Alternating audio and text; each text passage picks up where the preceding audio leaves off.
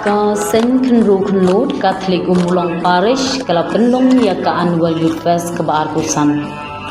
Haka balas dang haka atuway tarik hadu arpo tarik u September hajar kusau ha balang shnong long kudung. Layo ya kajing penher lama jong ka seng da umma sambo swar. Kababuat da kajing lek kemen da ki program prepare pakan thok kum ka syar karwai ke quest bar ke dibit. Ya ke program por me lepre perda da umma AS karni balong kumukong san. Kasi utrai kadon kemas bekhuat hakaba ufada lambet kar ulalong unong kenyarang ba rengkat kajing senran lang ufada Polikarpos cela parish priest bad ufada Matthews PM upa assistant parish priest jong ke umulong parish. Kano phasi layok kajing manis kemen bala penyai de fada Polikarpos cela buat sekajing le buram yiki beradar ke sister basa hapo parish pat kum juru ya ki beradar ki basa hapo Saint Joseph Nadin Seminary la pengkut ya kani ke program da kajing penher lama hakaba fada Polikarpos spiritual you director ulalong kongsan.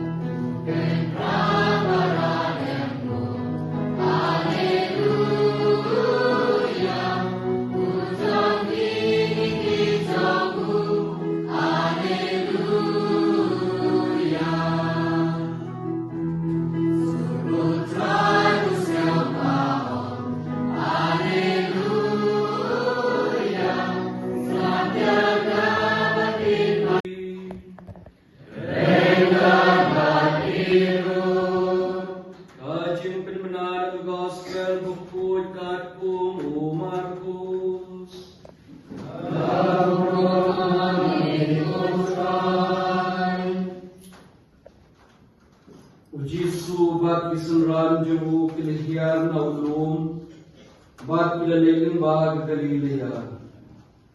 Bat umship lakwa bantip, manu runia kata, namarba uladang hikay yala kisenran, dagba om haki.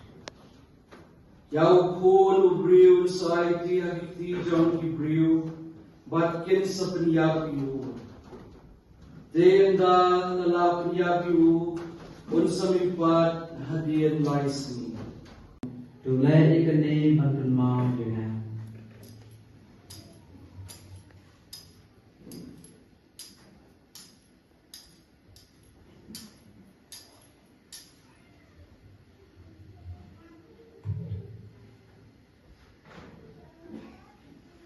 Tentang jumpi.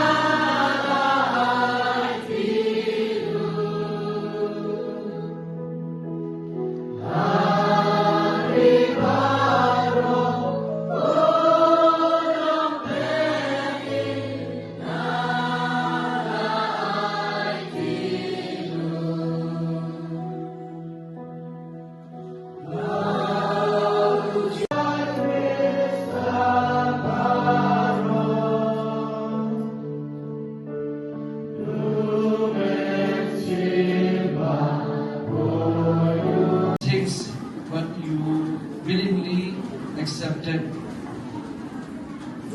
and render the service, and also to all the brothers, especially the young faces. So Brishibud Brother, yang ditulis Tom Jumpi, yang sesaru Brishibud.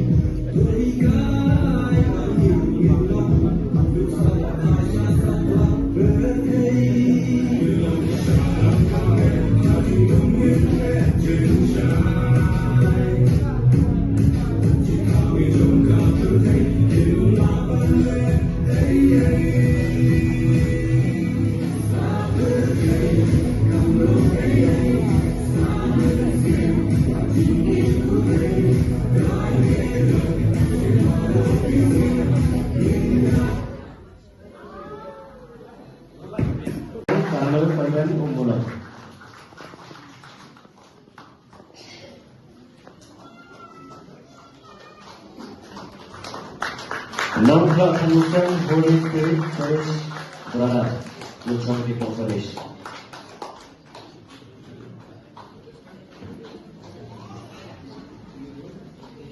Saint Parish, Saint Joseph Narani Seminary. Hakti. Let it be. I can jump.